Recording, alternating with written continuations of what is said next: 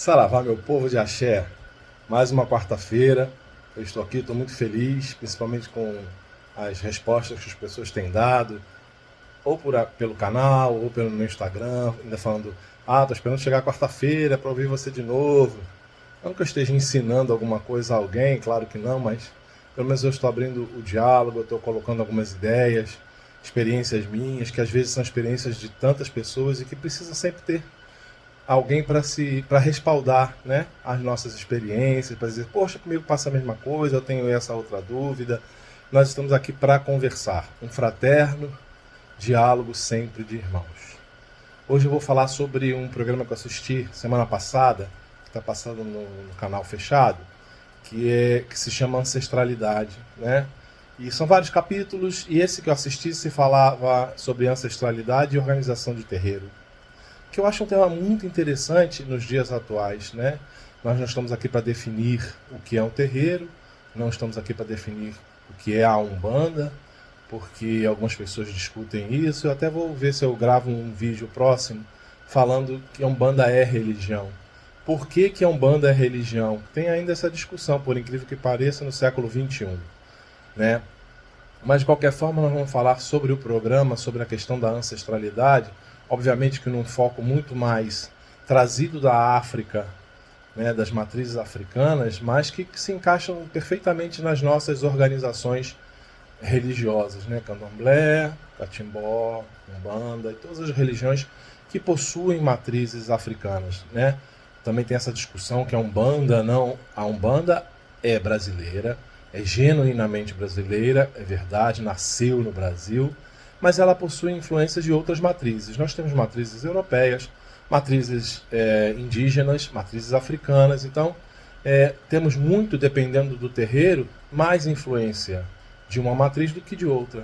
Mas, na verdade, a nossa religião, a Umbanda, ela é uma amálgama dessas matrizes, né? Nasceu num lugar onde a característica mais forte do nosso povo é ser este amálgama. Então, a ancestralidade, o culto à ancestralidade também existe no Oriente, nós sabemos disso, é muito notado na África, e isso veio para o Brasil. Isso veio desde a história da diáspora africana, quando os negros foram escravizados, trazidos para o Brasil e escravizados, né? Essa questão já existia. Nós sabemos que muito senhor de terra, dono de escravo, que compravam pessoas que não tinham almas, separavam as famílias, né, para que não houvesse rebelião, para que não houvesse uma conversa entre aqueles que se conhecem de forma a oferecer perigo para o senhor de engenho, para o senhor de fazenda, fosse o que fosse. Então, muitas vezes se colocavam na mesma senzala pessoas de tribos diferentes, tribos às vezes até rivais, mas eu não sou historiador, tem muito historiador bom que conta essas histórias, mas nós sabemos que isso era um objetivo de não fomentar a aglutinação, a rebelião. E mesmo assim, dentro das senzalas, por uma questão de sobrevivência, começou a haver uma hierarquização, uma organização que vemos refletidas nos nossos terreiros. Isso, com talvez o exemplo mais claro que eu posso trazer para a gente hoje, é a questão da bênção aos mais velhos. Mais velhos não quer dizer necessariamente, pelo menos é assim que eu entendo, aos que têm mais idade, mas mais velhos é aqueles que estão há mais tempo no terreiro, que estão há mais tempo com o pé no chão, que têm uma experiência de vida maior, que aprenderam muito mais do que aqueles que estão chegando, né? Nós, pelo menos no meu terreiro, na minha casa, é assim que funciona, nem toda casa funciona assim. Nós pedimos a bênção, claro, à nossa babá, a nossa Yalorixá, porque é ela que rege, governa. Nós pedimos bênção à mãe pequena, nós pedimos bênção à mãe criadeira, porque no meu terreiro ainda tem esses cargos, tem terreiros que não tem, ninguém está certo, ninguém está errado, está tudo certo, mas nós pedimos a bênção àqueles que fazem, por exemplo, as 7 obrigações para a feitura, que no meu terreiro, novamente eu estou afirmando isso, para não dizer que isso não é Umbanda. Na minha casa, nós temos 7 obrigações. As 7 obrigações para a feitura. Então nós vamos galgando né? Experiências. E os mais novos, quando chegam no terreiro, que estão há menos tempo no terreiro, pedem a bênção aos que já têm as suas obrigações cumpridas. Não vejo nada demais. Aliás, é uma honra muito grande quando alguém diz para você, bênção, invoca a bênção, porque você é capaz, nesse momento, chamar a vibração positiva de Oxalá para que cubra aquela pessoa do que há de melhor. Tem coisa mais bonita? Não, não tem. Então, assim, eu me lembro muito bem que quando eu era pequeno isso acontecia. A gente pedia bênção mãe, bênção pai, bênção vó, bênção tia. A gente pedia bênção a tios que nem eram tios de família, mas que pela relação tão estrita com a família eram chamados de tio, né? Havia o respeito a isso. Havia, por exemplo, na minha casa, quando eu era guri, né, já faz muito tempo, quando acendia a luz às 6 horas da tarde, pedia benção vó, benção mãe. Isso eu vejo muito transmitido nessa questão da organização dos terreiros, essa hierarquia, que faz parte, não de que alguém que sabe mais para quem sabe menos, não é isso não, porque nós vamos morrer todos sem saber tudo.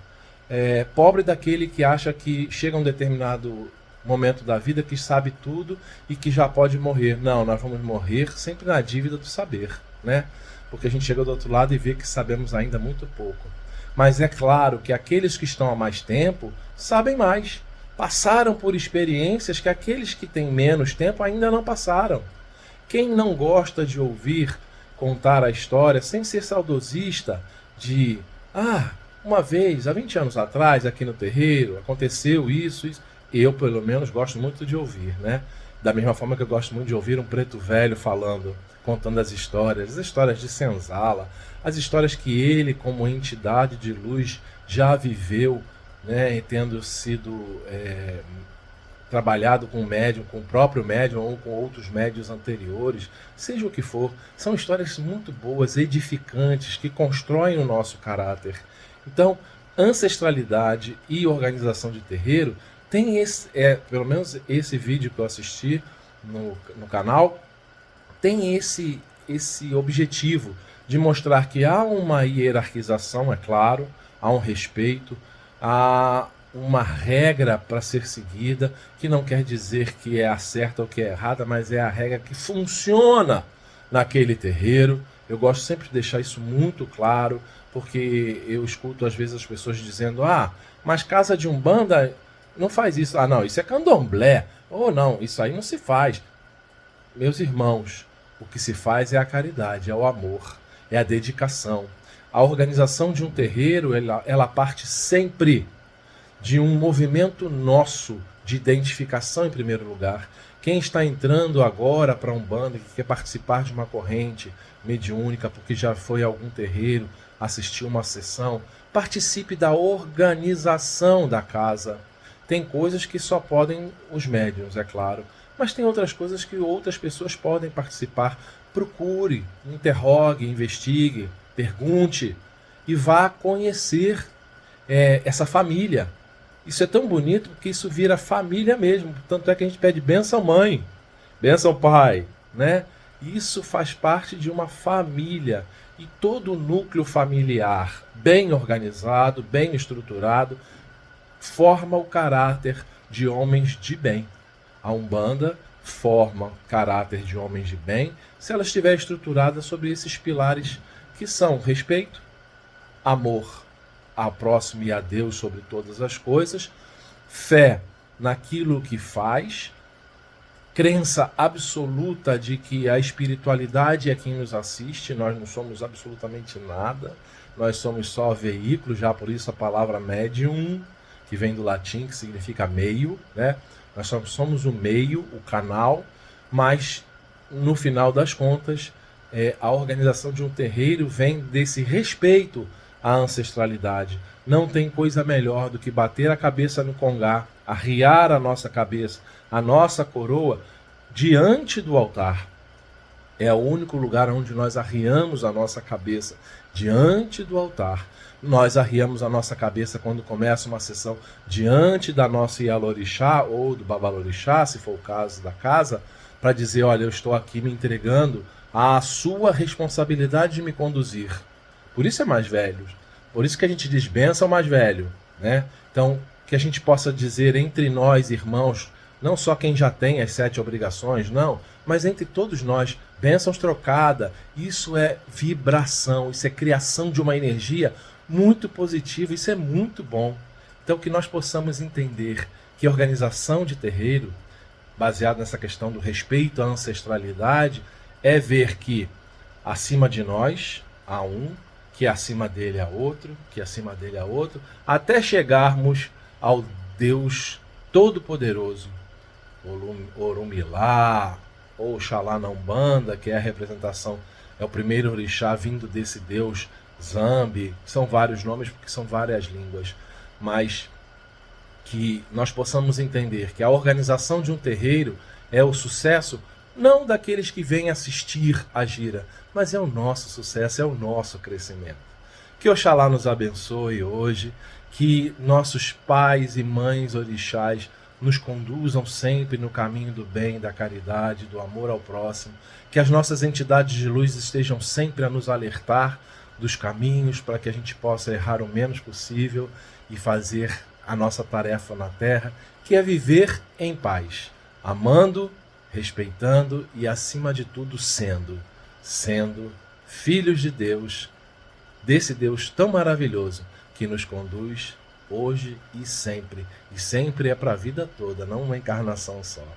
Eu espero que na próxima semana a gente já possa conversar um pouquinho sobre o que é Umbanda.